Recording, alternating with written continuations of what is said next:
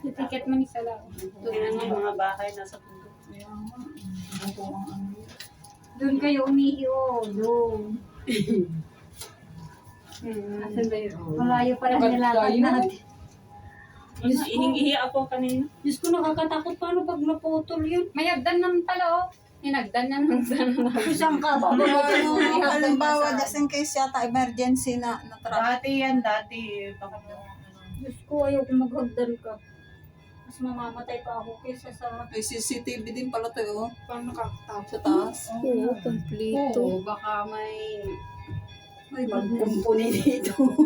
Kita pa Hindi, kasi naman naman. monitor nila kung ano ang ng takbo ng...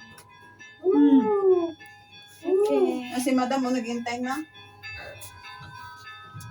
Ating maestra. Thank you.